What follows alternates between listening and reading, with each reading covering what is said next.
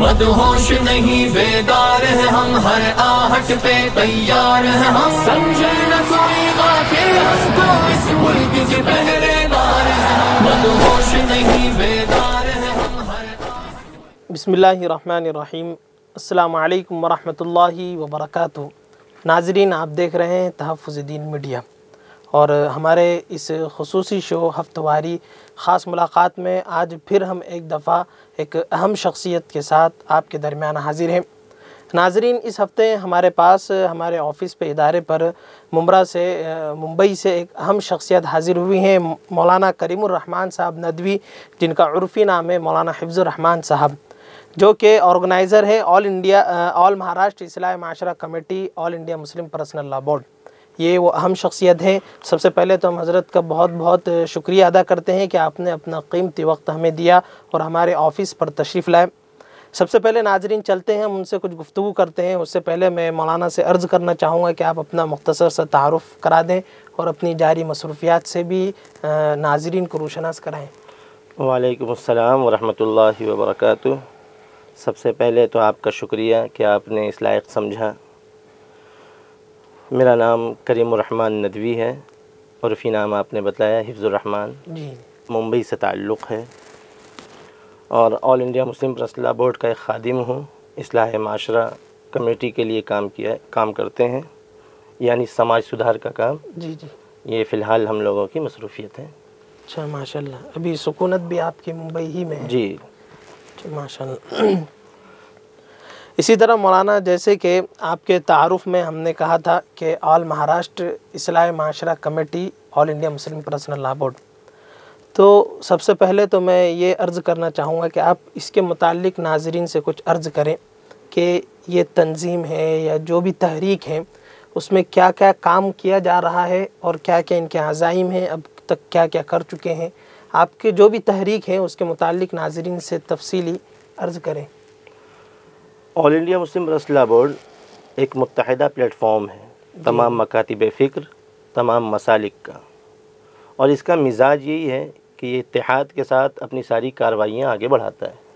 اسی کا ایک شعبہ ہے اصلاح معاشرہ، جی، اور یہ باضابطہ ایک تحریک ہے، اور اس میں بھی وہی مزاج ہے جو مزاج All India Muslim Personal Law Board کا ہے کہ تمام ملی تنظیموں، تحریکوں اور مختلف جماعتوں کو ایک ساتھ ایک پلیٹ فارم پر لا کر ایک ساتھ تعمیری کام کرتا ہے، یعنی امت کو برائیوں سے بچا کر خیر کے کام میں لگاتا ہے۔ جی، یہ اس کا بنیادی کام ہے، اور اللہ کے فضل سے یہ اس میں کامیاب بھی ہے، کیونکہ یہ انہی کاموں پر فوکس کرتا ہے جو ہم سب کے لیے مشترکہ ہیں، اور ہمارے درمیان جن کاموں کو کرنا بہت زیادہ ضروری ہے۔ جیسے حال فی الحال میں ابھی تحریک چلائی جا رہی ہے آسان مسنون نکاح کے عنوان سے، اللہ کا فضل ہے، اسے بڑی پذیرائی حاصل ہو رہی ہے، اور احباب اس کو اونچی نظر سے بھی دیکھ رہے ہیں، اور بڑے مثبت اس کے نتائج بھی ہم لوگوں کو نظر آ رہے ہیں اللہ کے فضل سے۔ اسی طرح مولانا، ایک ٹرینڈ کے حساب سے ایک سوال میں آپ سے بڑی معذرت کے ساتھ کرنا چاہوں گا کہ یہ آپ کی اصلاح معاشرہ کمیٹی ہے، آل مہاراشٹر ہو یا جس بھی سطح پر ہو، تو یہ سوشل میڈیا تک ہی محدود ہیں یا پھر اس کے میدانی سطح پر ہے، حقیقی طور پر ہے یا فزیکلی کیا ہے؟ آپ اس کو بھی ناظرین کے سامنے واضح کر دیں۔ آپ کا سوال بہت اچھا ہے، جی، اور اس طریقے کے سوالات آنے چاہیے۔ All India Muslim Personal Law Board یہ کہتا ہے، اور اس کی اصلاح معاشرہ کمیٹی جو کام کرتی ہے وہ فرد واحد پر بھی کام کرتی ہے، یعنی فردن نفرن کام کرتی ہے، اور اس کے کام کا اصول یہی ہے کہ اپنی ذات سے محنت شروع کی جائے اور پورے معاشرے پر محنت کی جائے۔ اب گراس روٹ پر کام کرنے کے لیے یہ کمیٹیاں تشکیل دیتی ہیں۔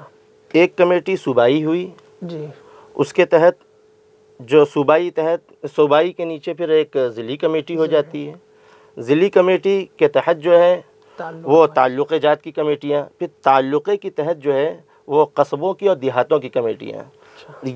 ان کمیٹیوں میں تمام مکاتب فکر کے نمائندے ہوتے ہیں بلا تفریق مسلک، اور ان کے ذریعے ان مسالک میں اور ان مکاتب فکر میں کام کیا جاتا ہے، اور ایک ساتھ کام کرتے ہیں۔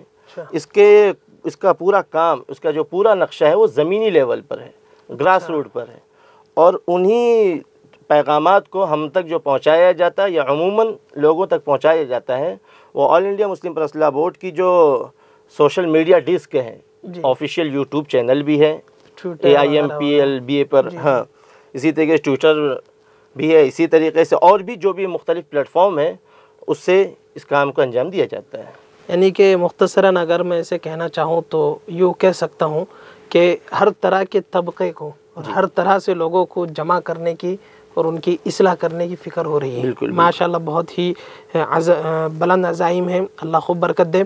اسی طرح مولانا صاحب ان دنوں جو ہے تو ہمارا معاشرہ ایک بڑے ہی مسئلے سے جوجھ رہا ہے، ارتداد کا فتنہ۔ خاص طور سے تو جوان طبقہ تو مرتد ہو ہی رہا ہے، لیکن اب تو مصیبت اتنی بڑھ گئی ہے کہ ہماری بہو بیٹیاں بھی غیر مسلموں کے ساتھ اپنا ربط تعلق بنا رہی ہیں اور طرح طرح کے کام اور یہاں تک کہ اپنے دین کو بھی چھوڑنے کے لیے تیار ہیں۔ تو اس سلسلے میں آپ کی اس کمیٹی ہے، آل مہاراشٹر اصلاح معاشرہ کمیٹی ہے یا جو بھی ہے، اس معاملے میں کیا ان کی پیش قدمی ہے یا پھر کیا لائحہ عمل ہے یا اس کا کیا مثبت پہلو ہونا چاہیے؟ دیکھیے سوال جو ہے تھوڑا سا اہم بھی ہے۔ جی جی، اس کے کئی اسباب ہیں، جو ارتداد کی ہوا چلی ہے جی اس کے کئی اسباب ہیں۔ اس کے ذمہ دار کسی ایک فرد کو یا کسی ایک کمیونٹی کو طے کرنا یہ بہتر نہیں ہے، مناسب نہیں ہے، بلکہ ہم سب اس میں کہیں نہ کہیں کوتاہی اور سستیاں ہوئی ہیں جس سے یہ چیزیں ہمارے سامنے نظر آ رہی ہیں۔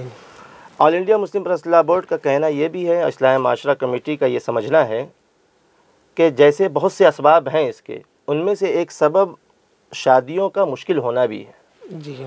بہت سے ایسے واقعات بھی سامنے آ رہے ہیں کہ شادیوں میں مشکلات کی وجہ سے، جیسے جہیز کا لین دین ہو گیا، بارات کا لے کر جانا اور مہنگی شادیاں کرنا، یہ بھی کہیں نہ کہیں اس کے لیے ایک سبب ہے کہ جن غریب بچیوں کی شادیاں نہیں ہوتی ہیں اور پھر جو لوگ باضابطہ محنت کر رہے ہیں یا ٹارگٹ بنا کر کام کر رہے ہیں، ایسی بچیوں پر جب وہ محنت کرتے ہیں تو بڑی آسانی سے وہ بچیاں ان کے چنگل میں آ جاتی ہیں۔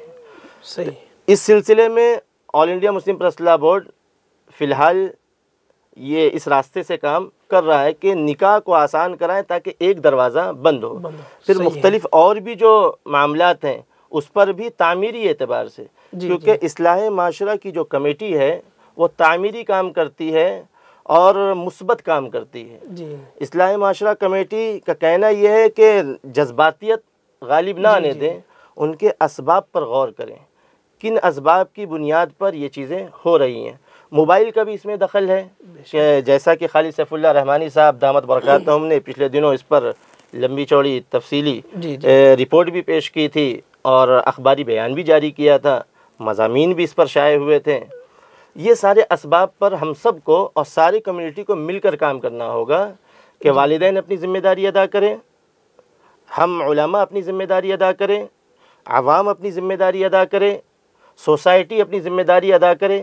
جب ہم سب ایک دوسرے کی ذمہ داریوں کو ادا کرنے والے بنیں گے اور دوسری بچیوں کی عزتوں کو اپنی بچوں کی عزتوں کی طرح دیکھیں گے تو انشاءاللہ یہ فتنہ دبے گا اور ہماری بچیاں بھی سلامت ہوں گی اور وہ برائی کے راستے بھی انشاءاللہ بند ہوں گے۔ بالکل صحیح۔ ناظرین، خاص طور سے اس جگہ پر رک کر میں ایک اہم بات پر آپ کی توجہ دلانا چاہتا ہوں کہ مولانا صاحب نے بہت ہی اہم بات کی ہے، بہت ہی زبردست جواب دیا ہے۔ اگر اس کو سوچا جائے، اسی طرح آل انڈیا مسلم پرسنل لا بورڈ کی بھی جتنے بھی ارکان ہیں، ممبران ہیں، جن لوگوں نے مل جل کر یہ تحریک شروع کی آسان مسنون نکاح، یعنی کہ ارتداد کے فتنے، بلکہ بہت سارے فتنوں کا یہ صدر دروازہ ہے۔ جی بالکل، یہیں سے سارے فتنے شروع ہوتے ہیں، پھر اس کے بعد آگے جا کر پتلی پتلی گلیاں شروع ہوتی ہیں۔ یہ بہت ہی اچھی چیز ہے، اس کے ہمیں حمایت کرنا چاہیے اور ان کا کھل کر جو ہے تو ساتھ دینا چاہیے، بڑھ چڑھ کر۔ اسی طرح ناظرین، میں ایک دفعہ پھر معذرت طلب کرتا ہوں کہ میں نے تعارف میں مولانا صاحب کے لیے کچھ الفاظ کم تو نہ کہہ سکتے، لیکن جو ہے تو ایک اہم پہلو میں اسے بالکل نظر انداز نہیں کر سکتا۔ اس میں سے ایک یہ ہے کہ مولانا صاحب نے لاک ڈاؤن کے وقفے کے اندر اپنے ہاتھوں سے قرآن کریم کو لکھا ہے، تو یہ بہت ہی بڑا کارنامہ ہے۔ واقعی بہت سارے لوگوں نے لکھا، لیکن ایسی ایک شخصیت خود بخود بنفس نفیس ہمارے سامنے موجود ہیں. تو اس کے لیے تو پہلے میں سب سے پہلے اپنی جانب سے اپنی ٹیم اور تحفظ دین کی جانب سے آپ کو مبارکباد پیش کرتا ہوں. اللہ سبحانہ و تعالیٰ آپ کے صدقے میں ہمارا بھی بیڑا پار کرائیں. تو ترغیب کے لیے مولانا صاحب میں عرض کرنا چاہوں گا کہ آپ یہ جذبہ آپ کے اندر کیسے پیدا ہوا کہ ہاتھ سے قرآن کریم لکھا جائے اور اپنے وقت کو اتنے اچھے کام میں استعمال کیا جائے؟ اصل میں معاملہ ایسا ہے کہ اس کا تعلق تھوڑا سا اور پیچھے سے ہے. جی جی. لاک ڈاؤن سے ہی خالی سے اس کا تعلق نہیں ہے، اور پہلے سے بھی ہے. اچھا. ہوا یوں کہ میرا رشتہ لگا. اچھا. اور ہمارے سسر صاحب مولانا عبداللہ شکیل صاحب دامت برکاتہم، خلیفہ مجاز حضرت مولانا عبید بلیاوی رحمۃ اللہ علیہ، ان کے یہاں سے رشتہ آیا. جی. رشتہ بڑا بہترین تھا. جو تحریک آج چل رہی ہے بفضل اللہ تعالی، آج سے 5 سال قبل 6 سال قبل پوری طریقے سے مسنون نکاح ہم لوگوں نے ادا کیا اللہ کے فضل سے. مسجد میں نکاح منعقد ہوا تھا، اور نہ جہیز کا لین دین پہلے ہوا نہ بعد میں ہوا. جی جی. اور اسی طریقے سے ولیمے میں بھی اسراف نہیں ہوا. اچھا. یہ بھی ہوتا ہے کہ پہلے تو آدمی بچا اور بعد میں پھنسا، تو نہ پہلے لین دین نہ بعد میں لین دین.